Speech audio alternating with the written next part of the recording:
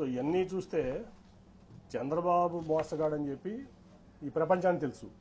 కానీ ఇంత పచ్చి మోసాలు చేస్తా, దగాలు చేస్తా, కుటుంబాల మధ్య చిచ్చు పెడతా ఈ రకంగా చేయడం భావ్యం కాదు. సరే, ఆ రోజు రాజీనామా లేక సబ్మిట్ చేస్తా అని చెప్పి ఇవాళ మెయిల్లో పంపిస్తాను స్పీకర్ గారికి. అట్లాగే నా పార్టీ రాజీనామా లేక కూడా అది పంపించగానే ఇది కూడా పంపిస్తారు. అట్ ది సేమ్ టైం మర్యాదపూర్వకంగా మన ముఖ్యమంత్రి గారిని కలవడం జరిగింది. ఆయన అనేక సార్లు విజయవాడ వచ్చారు సభకి. యాక్చువల్గా నేను అటెండ్ అవ్వాలి, ఎందుకంటే ఒక ఎంపీగా గవర్నమెంట్ ప్రోటోకాల్ ప్రకారం ముఖ్యమంత్రి వస్తున్నప్పుడు నేను అటెండ్ అవ్వాలి, అది నా బాధ్యత, హక్కు కూడా. కానీ ఏ రోజు పార్టీ నన్ను అటెండ్ అవ్వద్దని చెప్పడం వల్ల నేను అటెండ్ అవ్వలేకపోయా. ఇవాళ వరకు ఒక్కసారి మాత్రం రాష్ట్రపతి వచ్చినప్పుడు రాజ్భవన్లో కలిసి నేను విష్ చేశాను ఆయన, అంతే తప్ప నేను ఇంతవరకు ఆయన ఎప్పుడు డైరెక్ట్గా కలవడం జరగలేదు, ఫోన్లో కూడా మాట్లాడలేను. ఇవాళ బాగా రిసీవ్ చేస్తున్నారు ఆయన నన్ను.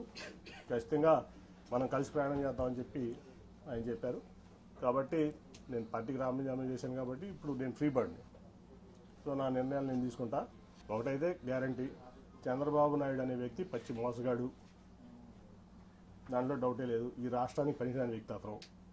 సరే, జనం దేవుడు అనుకుంటారా, లేదా కులపరంగా అనుకుంటారా, మీడియా పరంగా అనుకుంటారా, లేదా మరి ఎందుకు అనుకుంటారా నాకు తెలియదు. కానీ ఈ జగన్మోహన్ రెడ్డి గారు అయితే పేదల పక్షపాతి, నిరుపేదల పక్షపాతి. ఏ డెవలప్మెంట్ అనుకుంటారా, కోవిడ్ వల్ల కొన్ని కారణం 2 ఏళ్ళు భారతదేశం ఇబ్బంది పడింది, ప్రపంచమే ఇబ్బంది పడింది, భారతదేశం కూడా ఇబ్బంది పడింది. సరే, డెవలప్మెంట్ అవ్వదు, అటు ఇటు అవుతుంది. కానీ ప్రజలను హ్యాపీ పెట్టే దాంట్లో దాదాపు 2 లక్షల కోట్ల చిల్లర వాళ్ళ వరకు సంక్షేమం ఇచ్చారు ఆయన. ఇంకా ఇస్తానికి కమిట్మెంట్గా ఉన్నారు. చర్చ చాలాసేపు మాట్లాడటం జరిగింది. సో నాకు బాగా నచ్చారు ఆయన. నచ్చడమే కాదు, ఆయన పథకాలని చూస్తున్నాం, వింటున్నాం. సో ఆయనతో కలిసి ప్రయాణం చేయాలని చెప్పి నేను నిర్ణయించుకున్నాను. వన్స్ నా రాజీనామా ఆమోదం పొందగానే నేను పార్టీలో చేస్తాను. నేను ఒకటండి, నేను 2014లో కూడా చంద్రబాబు నేను టికెట్ అడగల. ఎప్పుడు కూడా ఆయన గేట్ ముందు నుంచున్నాను, డోర్ ముందు నుంచున్నాను. నేను ఎప్పుడు చంద్రబాబు టికెట్ అడగల, 19 అడగల. అట్లా నేను ఆయన కూడా నేను ఎప్పుడు టికెట్ అడగల. నాకేంటంటే నాకు విజయవాడ అంటే పిచ్చ ప్రేమ. మీ అందరికి కూడా తెలుసు అది ఆ విషయం. విజయవాడ అంటే పడి చచ్చిపోతాను నేను. నాకు కావాల్సిన విజయవాడ డెవలప్మెంట్, విజయవాడ ప్రాంత ప్రజలు మంచి చేయడం. అందుకే టాటాని తెచ్చిన, గట్టిగా ఆయన కాళ్ళు పట్టుకుని నువ్వు వద్దు చంద్రబాబు నాయుడు గారు. ఆఖరికి విమానాశ్రయం కూడా నేనే చేసిన. ఎందుకంటే ఆయన 5,000 ఎకరాల్లో ఇక్కడ కట్టుకుందాం అనుకున్నాడు ఈ నాగార్జున యూనివర్సిటీ దగ్గర. సార్ అది అవ్వదు, తన ముందు ఒక మన మినిస్టర్ ఉన్నాడు సివిల్ ఏవియేషన్, సెంటర్ ఒప్పుకుంటుంది జైట్లీ గారు వాళ్ళు. అంటే నాకు సపోర్ట్ ఆ రోజు వెంకయ్యనాయుడు గారు, సుజనా చౌదరి గారు. లేకపోతే ఆ ఎయిర్పోర్ట్ కూడా ఉండేది కాదు.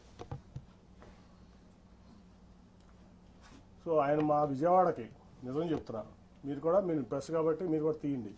2014 నుంచి 19 వరకు విజయవాడకి ఒక 100 కోట్ల రూపాయలు చంద్రబాబు నాయుడు గారు స్టేట్ గవర్నమెంట్ ఇచ్చింది చూపిస్తుంది. నేను తీసుకొచ్చిన సెంట్రల్ గవర్నమెంట్ ఇచ్చాను, ఇంక్లూడింగ్ టాటా ట్రస్ట్ కానీ ఏదన్నా కానీ. అరుణ్ గారికి తెలుసు టాటా ట్రస్ట్ ఎంత చేసాం మేము ప్రాంతంలో, అన్ని విలేజెస్లో. అలాగే ఫ్లైఓవర్స్ కానీ ఏదన్నా కానీ అది నేను కేంద్రం నుంచి తెచ్చింది. ఆయన ఒక 100 ఆయనకి విజయవాడ పట్ల చెప్తుంది లేదు. ఆయన ఏంటంటే షాజహాన్ తాజ్మహల్ కట్టాడు, నేను అమరావతి కట్టాను. షాజహాన్ తాజ్మహల్ కట్టాడు కదా, ఎవరు కట్టారు తాజ్మహల్ అంటే షాజహాన్. అమరావతి ఎవరు కట్టారంటే చంద్రబాబు నాయుడు కట్టాలన్న ఇది తప్ప విజయవాడ పట్ల ఆయన చిత్తశుద్ధి లేదు నాకు తెలిసేప్పుడు. అది ఒక 100 కోట్లు కూడా 2014 నుంచి 19 వరకు విజయవాడ అభివృద్ధి కోసం చంద్రబాబు నాయుడు ఇచ్చింది లేదు, చేసింది లేదు. నేను మొదటి నుంచి చెప్తున్నా. నేను ఆయనకి చెప్పేవాడిని, sir Vijayawada is a reality, Vijayawada is a reality. Amaravati is your dream which has to be converted into a reality. అది అవ్వదు సార్. గిఫ్ట్ సిటీ కట్టారు ప్రధానమంత్రి గారు. ఇంకా చాలా ఇబ్బంది ఉంది అక్కడ. ఎకానమీ అంటే అప్స్ డౌన్స్ ఉంటాయి. ఒక ఢిల్లీ వదిలిపెట్టి, ఎన్సీఆర్ వదిలిపెట్టి,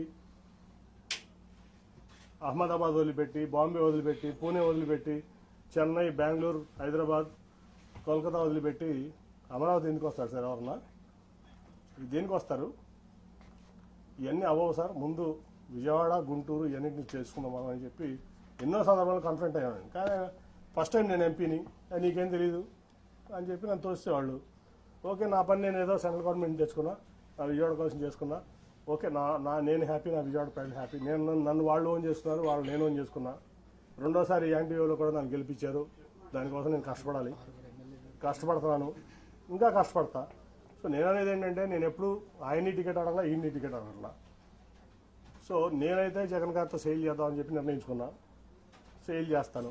ఆయన ఏ బాధ్యతలు చెప్తే అది చేస్తాం. సార్ మీతో పాటు టీడీపీలో సిట్టింగ్ ఎంపీలు చాలా మంది పోటీకి దూరంగా ఉన్నారు, ఎందుకంటే మిగతా ఎంపీల గురించి తెలియదు కానీ విజయవాడ పార్లమెంట్లో అయితే టోటల్గా 60% టీడీపీ ఖాళీ చేసేస్తాం, దాంట్లో డౌట్ లేదు.